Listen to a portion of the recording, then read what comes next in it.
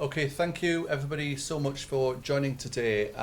We've been delighted and blown away by the amount of interest in artificial intelligence law. So this is one of our Centre for International Law distinguished guest lecture series. Now, my name is John Truby, so I'm in the Centre for International Law. I'm a researcher in AI law within the context of international law, and hopefully you can join for more topical events like this. We have some upcoming events, one in October on AI in international dispute resolution, and one in December on AI sovereignty and international law. So we're trying to remain topical. We want things that are of interest to the Singapore legal community, and we really welcome you to join as much as possible. I'm delighted with how many people are here today. I wish I could get this many people to come to my birthday party. Unfortunately not. So one of my interests is sustainability. I've been researching sustainability for some time, and different areas of sustainability, so ranging from climate to economic empowerment, financial inclusion, and other areas. So this is an interest, and I know this is an interest to Singapore. And we have with us today Dr. Andrew Dadal, who is a professor at Qatar University College of Law, and he will be speaking on the subject of AI and SDG 10. So SDG 10 is Sustainable Development Goal 10, which is about rethinking, which is on financial inclusion, and his subject is going to be talking about rethinking financial inclusion in the age of AI. So we're all familiar with the goals of financial inclusion, and I think Andrew has a specific angle, which trying to look at it from a different area. So without further ado, I will pass over to Professor Andrew Dadal, and you can take it from here. Thank you. Thank you very much. Good afternoon, everyone, and thank you for taking the time to come to this event. I hope you'll find it engaging and interesting and fruitful. I plan to look at this issue, or my presentation will be in three main parts. The first part will be telling you a little bit about a research project that we have undertaken at Qatar University. The second part will be looking at the conventional view of financial inclusion and the role of technology, particularly AI, in the financial inclusion sphere.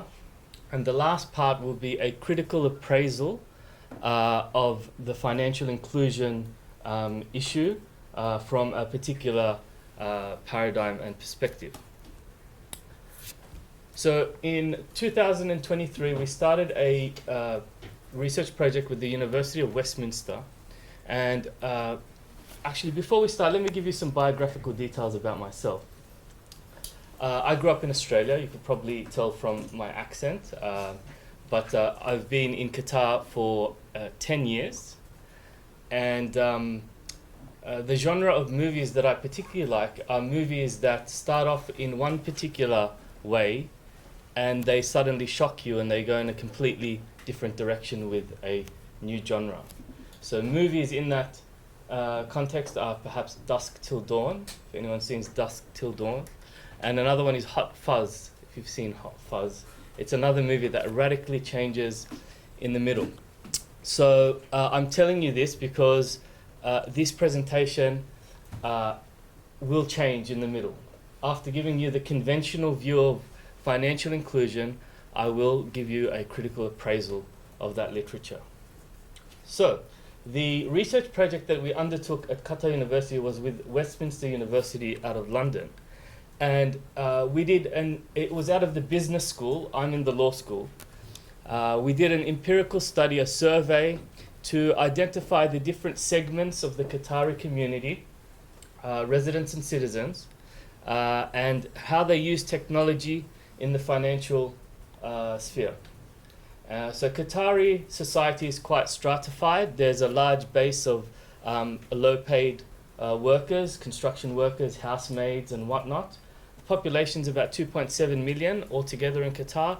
300,000 are citizens, and the other 2.3 or 2.4 million are residents.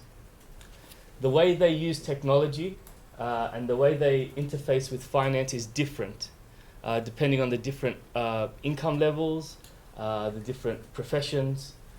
So there is a vast array of attitudes towards financial technology. We also looked at what are the obstacles people have to using technology in the financial sphere. Why are they apprehensive? What's stopping them? Is it technical? Is it social? And then the last part of the project which we're on now is to give some policy guidance on what can be done to overcome these obstacles and to target these underserved segments of the community. I'll elaborate on that as we proceed. So, what is financial inclusion? The financial inclusion issue revolves around bringing people and small, medium enterprises within the formal financial system. Okay, so there are informal financial networks and there's a formal financial system. The formal financial system can be quantified, it can be regulated, and it can be controlled. The informal system cannot. So what are some of the obstacles that people had to being included in the formal financial system, both in Qatar and more broadly? There are informational obstacles. What I mean by that is there are some subjective informational obstacles that people don't have knowledge, or they don't understand the technology or the financial services being offered, and so they're reluctant or apprehensive to engage with that platform. And then there are objective informational obstacles, and these objective informational obstacles are a lack of information that service providers have of the users, a lack of formal identification perhaps, or a lack of credit history on which a bank can determine whether a person can borrow money or whether an insurance company should extend insurance to a particular person. So there are informational obstacles that prevent financial inclusion. There are also technical obstacles. Sometimes people do not engage with the financial system because they don't have the technical means to do so. The banking network might not reach that part of India perhaps. There might not be ATMs. There might not be phone coverage. So there are technical obstacles and there are informational obstacles. In the context of Qatar, the technical obstacles are very low because it's a very well-connected country with high-speed internet and good coverage, and nearly everyone has a smartphone because you cannot interface with government services unless you have a smartphone. So pretty much everyone has a smartphone there.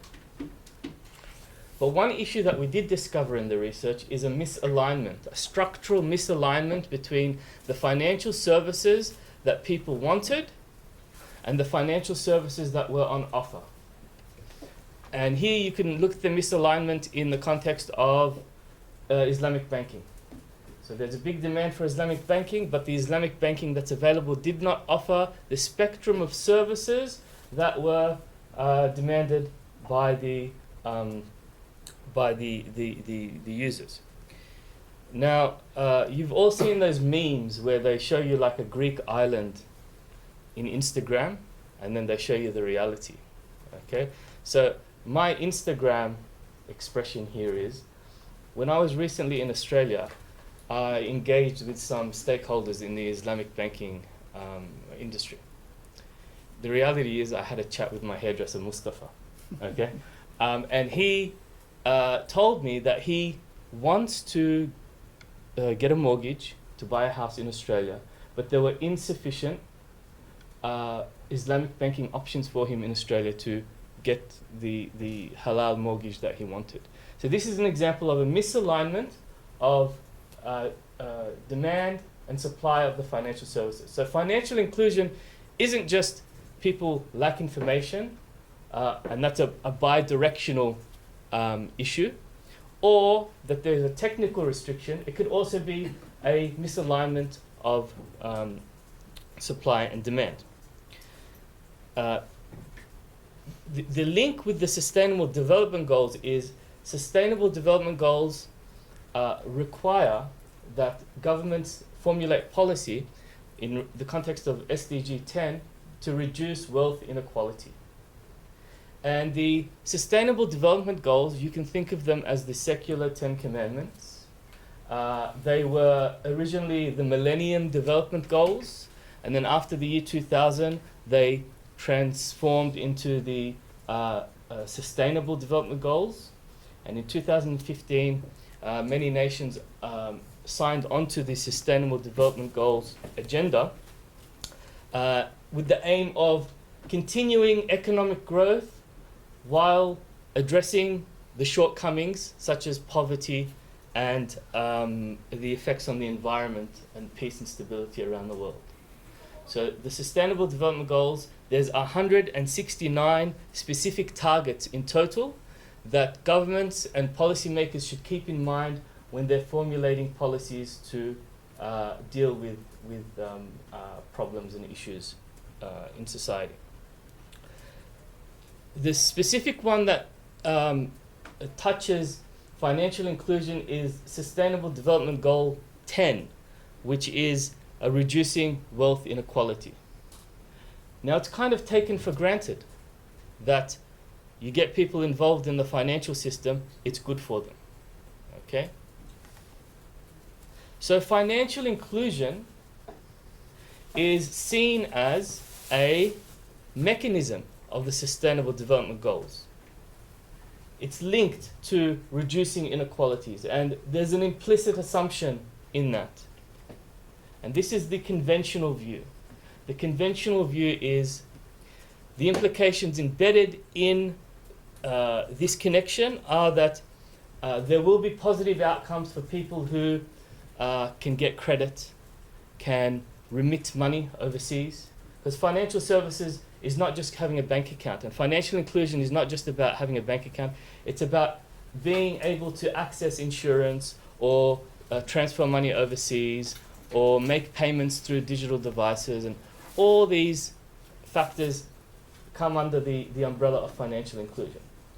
There are additional layers, though, that have been introduced into this discussion, and those are financial technology, digital finance, and artificial intelligence. Okay, so those additional layers now relate to financial inclusion, and I find that the cost of being financially included is very high for people who must enter this digital ecosystem and in order to avail financial services that they may or may not need. So how is artificial intelligence being used? So this is again the conventional view. And remember the movie genre where things change halfway through. Artificial intelligence tools are being used to onboard clients for digital identification. I mean, Singapore is a leader in this. Scanning my passport with the ICA app coming into Qatar makes ID verification very easy. Using data analytics from people who don't have a track record or credit history. So looking at things like social media, looking at other digital footprints in order to determine the credit worthiness of potential borrowers. So the immense information, digital information that people have is more often more than the financial capabilities that they can access. So AI tools can be used to analyze that data to make determinations about whether a person is creditworthy or not. There is, however, embedded biases in that data. So for example, a person from a particular postcode, this is the classic example given, might be denied credit because there's a high default rate from people who live in that particular postcode, but that particular postcode might also be correlated with a particular racial group. So there's an embedded bias in the data that translates into financial decisions. And so that needs to be addressed. When you think of credit scoring, you think of like people being able, and financial inclusion, people being able to access microcredits. So the Nobel laureate, Professor Muhammad Yunus, pioneered the area of microcredit. And you have this image in your mind of a entrepreneur who has, a small business, and they want to expand their business, and so they apply for a small loan in order to buy a new machine or something like that. That's maybe the Disney version of microcredit. There is a growing amount of literature to show that microcredit is being used for people just to survive, to buy essentials. People are borrowing money to pay for school fees, to pay for medicines, and the trend has been to accommodate this consumer, debt-driven consumer financing. The buy now, pay later phenomenon, for example, is rapidly growing. There's a 14% growth year on year in Asia of the buy now, pay later services. It's a $200 billion a year industry. At least in Singapore, from my research, I can see that Singapore regulates buy now, pay later services quite strictly to ensure that there are no predatory practices, that proper checks are done on people, because essentially what this is a credit card for people who can't get credit cards. And so this got me thinking about the financial inclusion issue from a different perspective. So at the end of our 2-year project in Qatar, I started to question what is the philosophy of financial inclusion? Should everyone be included in the financial system? Isn't it better for some people to be excluded for their own good, because they could fall into a debt trap? Okay, so I did my PhD maybe 10 years ago, and I initially started looking at constitutional interpretation. And I looked at the Australian banking power, how governments regulated banking as a case study. And then I got really interested in banks and the history of banks. Okay, because my PhD was looking at constitutional interpretation and originalism, or the use of history to interpret constitutional texts. And so I've come, initially, after you finish your PhD, it's like breaking up with a girlfriend. You can't be friends initially. You have to take some time apart. And then you can reunite and you can be friends again.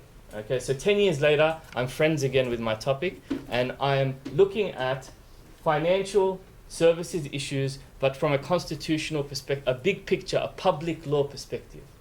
And that brings me to my recent book. Okay, so this was published by Rethinking this year. It's called Digital Currencies and Public Law, and it looks at the constitutional implications of different types of digital currencies, from unbacked cryptocurrencies like Bitcoin to stable coins, and how the different types of digital currencies and their design changes the relationship between people and governments. Okay, and so that's got me thinking now about what is the financial inclusion agenda doing to people and their relationship with the economic system. Okay, so to continue on with the conventional view, and I'll come back to my critique in a moment, AI can monitor financial transactions to determine if there are any anomalies. But again, sometimes the decisions that an AI system makes is called a black box. You don't know what the criteria is for making the decision. In a recent article that I published with Oxford University Press, I looked at the digital asset industry and the issue of debanking. Banks just not giving bank accounts to digital asset companies because they don't understand the business. They think it's a money laundering risk.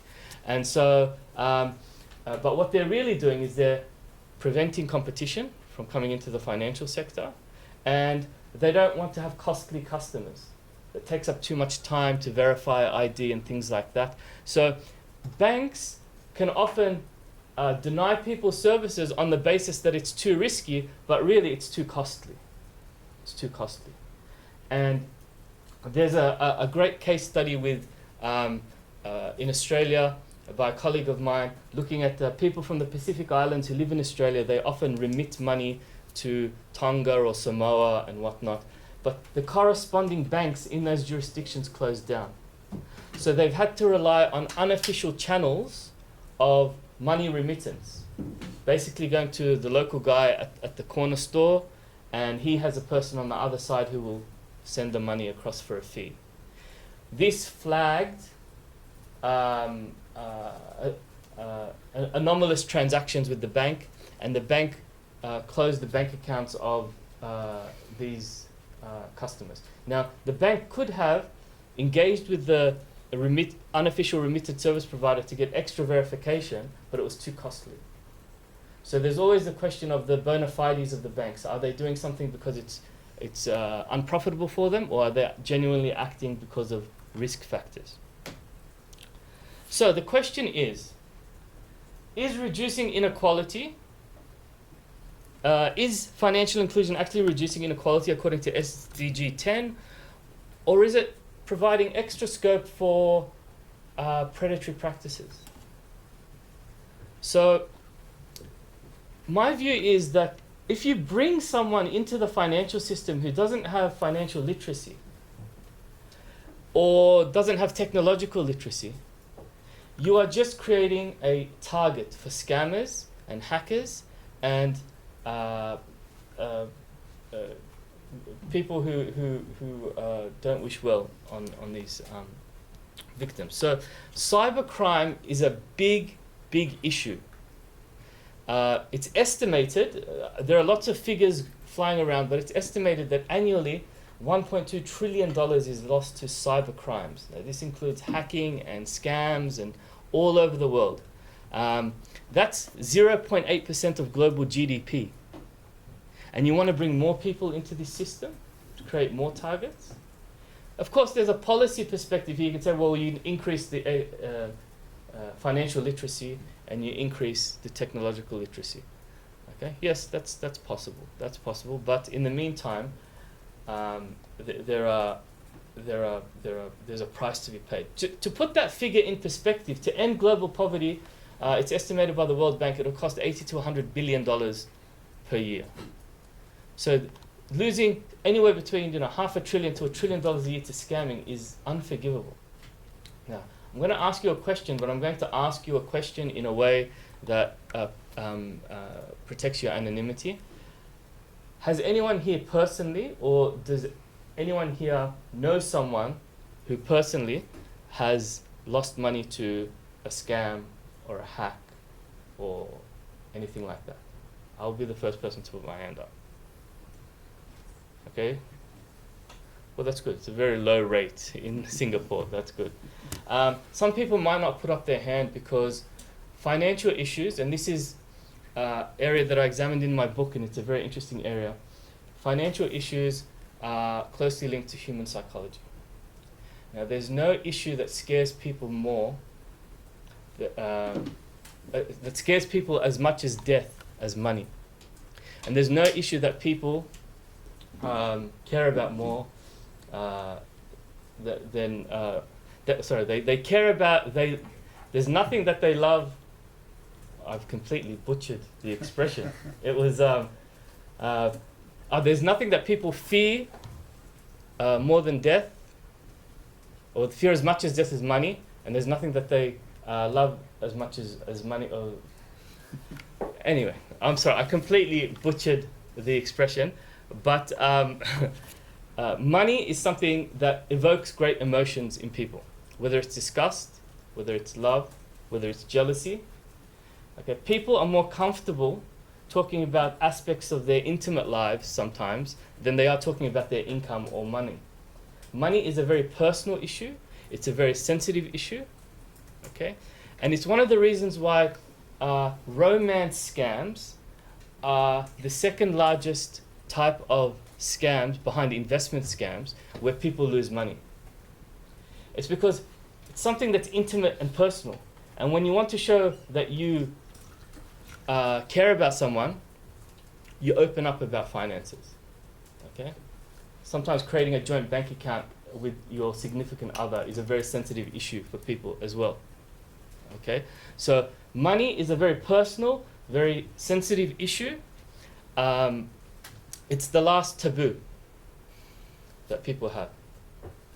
So when you take this personal issue and you put it in the hands of an individual atomized person within an economic system, they become vulnerable and they become targets. Users who want to be included in the modern economic and financial system must give up immense amounts of data, where it's biometric data or other types of personal data, in order to be included in the financial system. And that opens you up to all these different types of scams. Phishing scams, which you all probably know about. Multiple emails are sent anonymously. If you send 100 emails, one person responds. Spear phishing, where someone sends an email to a particular person addressed to that specific person. There's whaling, where they hackers or scammers, they target a particular person, a CEO or someone high up in the organization. And AI technology is being used to turbocharge this scamming, using deep fakes of voices of your loved ones calling, "I've been in an accident, can you please send money, I need," using the exact voice of your loved one. Okay? And you're up against industry, an industry of scammers. And if you're a low-paid worker, I mean, in Qatar, in order to bring low-paid workers into the system and make sure that wages are always paid on time, the Qatari government introduced something called the Wage Payment System, WPS, where companies have to deposit the salaries of all their workers in a bank account that can be audited at any time by the government. And those workers each get given a bank card, and it's not uncommon to find workers lining up at ATMs waiting for a good Samaritan to come past to ask them to help them withdraw money.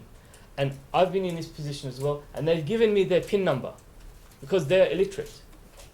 So they give me the bank card, they give me the PIN number, and they say, "Can you withdraw this much money for me?" Okay, so bringing them into that formal payment system opens them up to great risk, great risk. Also, when that information is available online, I just, in Australia recently, I don't believe the amount of gambling ads that are always being targeted at people in sports events and things like that. Crypto scams, of course, investment scams using advertising, again, deep fakes, a celebrity person apparently talking in their own voice saying there's this great investment that you should do, and they come up on Facebook and things like that. The law is still trying to catch up with whether that's a person has copyright in their own image and they can stop this. There have been several instances of Facebook or Meta being told to take down these types of advertising and not doing it promptly or not doing it at all. Large language models as well being used to emulate emails. What's called the man-in-the-middle attack. Someone will hack into your email. They'll monitor your transactions. They'll say, "Oh, this person's buying a house." They might be there for months watching your emails. They see that you're entering a transaction to buy a house. Then that crucial email where the bank details come through, they will send you that email with their bank details, and it will look and sound exactly like the person you've been transacting with. It's called the man-in-the-middle email attack. And they'll use artificial intelligence to emulate the language style of the original emails. And this one has been recently in the news, which is desperate people who are caught in debt traps. This has occurred in India with buy now, pay later services. Very high interest rates, 25 and 30% interest rates. People taking out loans to pay off other loans. And then getting desperate and having debt collectors extort them with doctored images of them saying, "We're going to share this with your family, this doctored image, unless you pay us." And there have been instances of, unfortunately, people committing suicide because of the stress that this puts them under. So Are banks doing anything about this? Are the establishment, traditional financial services doing anything about these AI-generated risks to people who are being brought into a vulnerable position in the mainstream financial system? Well, yeah, slowly. So, for example, some banks are just now introducing traffic light systems. When you're transferring money to someone, you put in the account name. If the account name is exact match, you get a green light saying, yes, this is an exact match. They don't stop it. You can still proceed, even if it's a red. The account name is not, but you get a warning at least, saying if you proceed, please be warned that the account name that you put in does not match the account name on record. So that's an AI system used in a defensive posture. In the United Kingdom, they've been at the forefront of introducing laws to make banks liable for scam transfers. If the money was withdrawn from an account without any consent, so the account was hacked, and the user is not at fault at all, there has not been any gross negligence or anything like that, the bank is responsible for it. Okay, and that is from the Contingent Reimbursement Model Code 2019.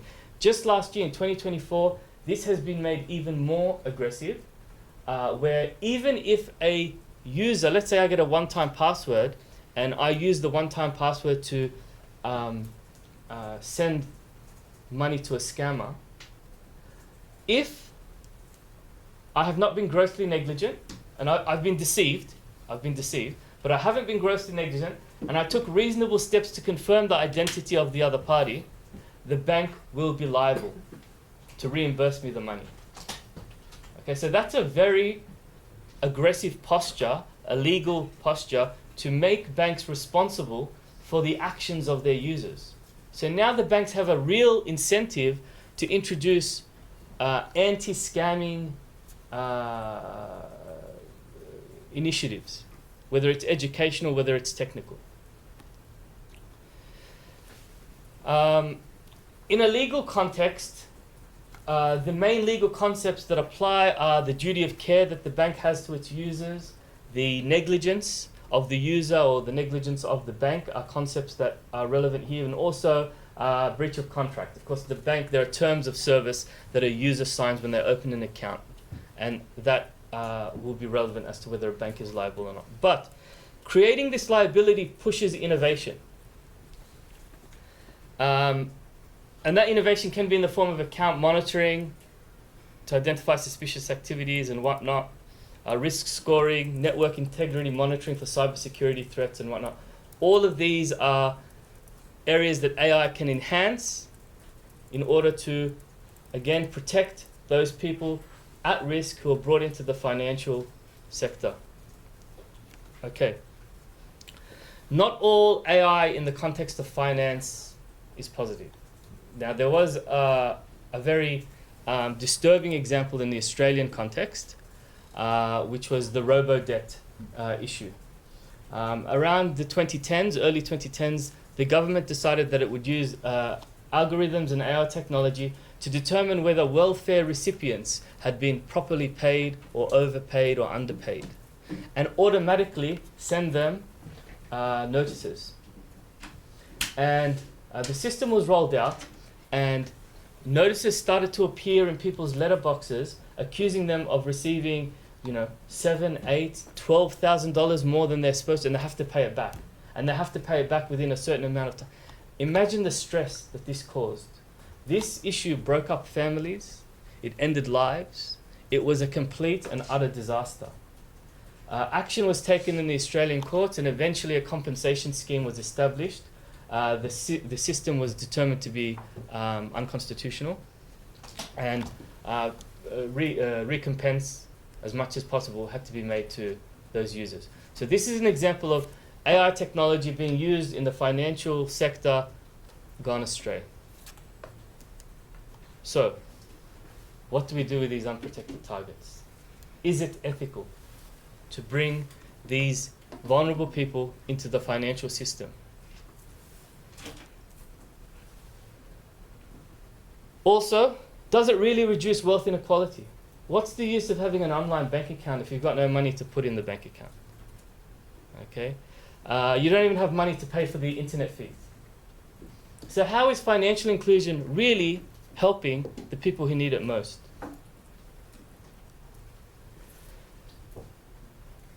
The digital remittances is probably the biggest financial technology used in Qatar because of the large expat population, particularly to the Philippines and South Asia. And I always thought, well, this is making the lives of these people much easier because they can quickly send money home. But then I zoomed out and I thought about it and I said, it's more optimal if they were working at home with their families. They're separated from their loved ones and they're working in another country. And digital remittance services are really just facilitating labor force mobility in the global economy. So people can go to different parts of the world. And so this got me thinking about the two faces of financial inclusion. The conventional view, which I've just been talking about for the last 20 minutes, and the radical view. Now, growing up in the 90s, radical was always associated with people who ride skateboards. Okay? And so for a while, it made sense because when I heard radical, I would think of, oh, it must be those skateboarder people who are carefree. And that's why their suggestions are always so critical, because they don't care. But that's not it. Radical was like leftist, Marxist. And that's the conceptual framework I want to bring here. Okay? You don't have to be a Marxist or agree with Marxism or anything like that, but it does provide a frame of reference to understand things or to critique things. Okay? So I want to present a critical, radical perspective of financial inclusion. So the conventional perspective is, and I'll do this one at a time so you can compare it, is participation in the formal state-sanctioned financial system is positive because it shares the prosperity of the economy. Conventional view. Radical view, participation in the formal state-sanctioned financial system is negative because it consolidates in the hands of the powerful and supports the oppressive financial superstructure. Okay? You're brought into a financial system which is exploitative, and wealth is being not distributed accordingly. Conventional view, it combats illicit financial activities like tax evasion or money laundering or terrorist financing. Radical view, it limits the ability of effective political dissent. So for example, during the COVID-19 situation in Canada, there were truck drivers who blocked the border because they were protesting against mandated vaccines. The government suspended their bank accounts. Okay? So they could not participate in political action because they were part of the formal financial system. Now you're seeing a lot of people who have dissenting voices on various political issues online. They're on YouTube, they're monetized, or they have Patreon or something like that. These financial channels can be shut off to prevent these people from voicing those opinions. Being part of the formal economic system creates a lever that can be easily turned off. Like in the US, about a decade ago, there was an operation by the Attorney General's Department called Operation Choke Point.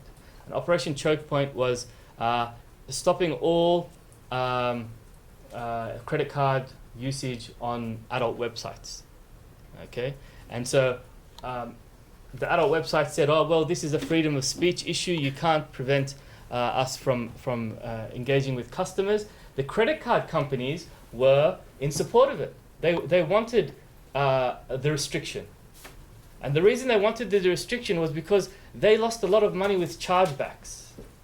Okay, people, maybe someone's wife or something sees something on the credit card statement and the spouse says, "Oh, that wasn't me, I don't know what this is about." They call up the credit card company and they demand a chargeback. And so this was costing the credit card companies millions and millions of dollars. So they said to the government, "Oh, this is I think there was they found some ethical clause saying, okay, you should get these people out of the financial system." So the financial system is established for profit, for those that engage with it. for the big companies, for the credit card companies that engage with it. It provides credit to those who need it to support economic growth. That's the conventional view. The radical view is it creates a mindset of perpetual growth. And perpetual growth needs consumption. And people go into debt to buy things that they don't really need. And this has tremendous negative consequences on the environment as well. So that's the radical view. It enables more effective welfare payments and targeted fiscal interventions. That's the conventional view. The radical view is it enables financial control and manipulation by state and corporate interests. Okay, so you might say, AI technology, you put a little device on your car and it measures how safely you drive, and it can affect your insurance premiums. If you're a safe driver, you'll get cheaper premiums. AI technology, bringing people into the financial sector, good. It's all good. But what's the flip side of that? A company knows where you go all the time. You're giving up your privacy and your data. Is it worth it? Is it worth it? And how can this be controlled? Let's say the government starts to round people up who went to a particular protest. We know your car went to the protest because you have the device attached to your car. Okay, so bringing people into the financial system has two sides to it. It strengthens financial independence, being included in you can have your own bank account, your own credit card, but it reduces communal interdependence. Like for example, in Egypt, there's a system, the Gami'a system, where it's communal savings. Everyone puts money, and once every 12 months, it's your turn to collect all the money. Okay, and there's similar systems in India, there's similar systems in other parts of the world where finance is communal, saving is communal.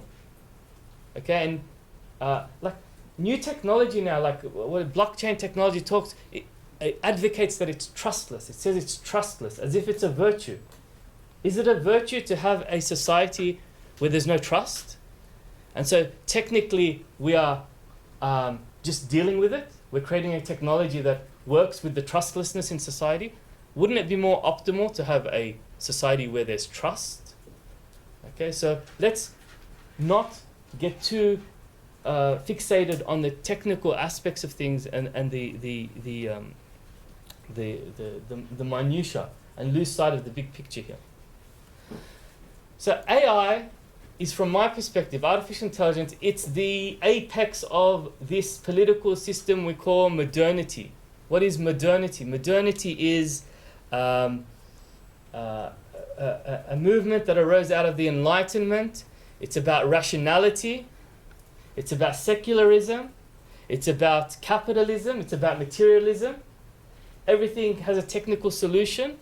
There's not really much role for spirituality, for religion, for tradition. Okay, so I've contrasted here traditionalism and modernity. And AI is a technical solution for nearly every problem. You see it in every conversation now. AI can do it better. AI will do it. There's no need now to seek answers in anything that's non-worldly. You don't need to pray anymore. You ask ChatGPT, it'll give you the answer to whatever you want now. Okay, so artificial intelligence is the ultimate creation of modernity. It's going to reduce costs for people, for companies, not for people. People are going to lose their jobs, but it's going to reduce costs for people, and it's going to for companies, and it's going to be the ultimate means of production, which is again is a Marxist idea that those who control the means of production control society and the political system. So those corporations that are developing those AI models, they are controlling the future means of production. Okay. When we're looking at discourse, again, I'm going to get a little bit philosophical. Okay, when you're looking at discourse, within a discourse, you might have a dissenting voice. And a dissenting voice is within the system, and their mere dissent reinforces the system. So for example, John Maynard Keynes in economics was a dissenting voice. He did not repudiate what came before, but he asked for adjustments. And so his dissent was reinforcing the superstructure. Okay, and this language, this perspective comes from post-colonial theory. But then there are subversive voices. Subversive voices are like Karl Marx, who threw everything out and said, this is how things are and will be and should be, and completely upended. It was an amalgamation.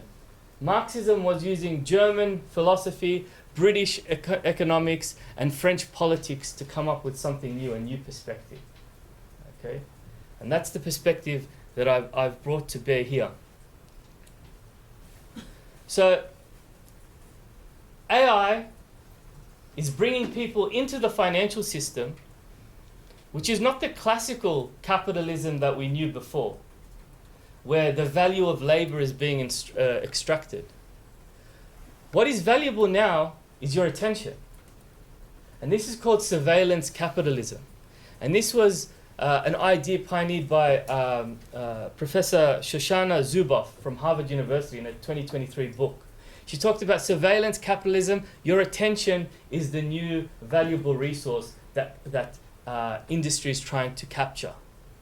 And so when you bring people into the financial system now, because the financial system is digital, they need to give all their data and they need to be on their devices in order to engage in the financial system. If you're not in the financial system, there's many things you can't do in society.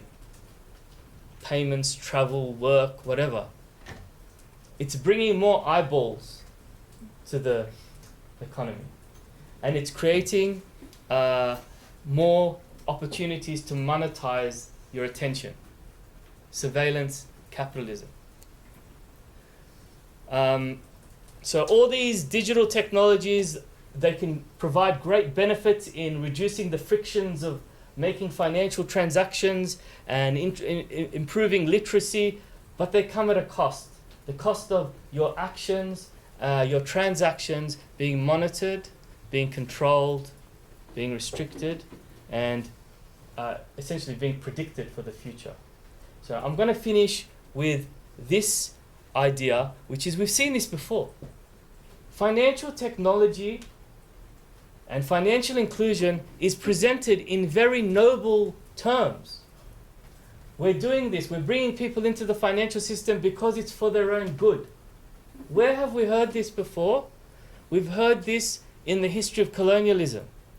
Okay? Financial inclusion is the new civilizing mission. Okay, the European countries went to India. They went because they wanted to, well, what they said, they wanted the resources, really. Okay, but they also wanted to civilize the barbarians. Okay, and so financial inclusion now is being presented in these similarly noble terms. We're going to bring people into the financial system because it's going to make them prosperous. It's going to allow for wealth redistribution. But is it? Marx offers his analysis on the various stages of history. The first stage of history is primitive communism. You live in a little hunter-gatherer community and you share the resources. The next stage of civilization is slave-holding society. Some powerful people hold slaves. The next stage is feudalism. Okay, some powerful people hold the land and they allow you to live there, and you have to pay your dues to exist. The next stage is capitalism, then it's advanced communism.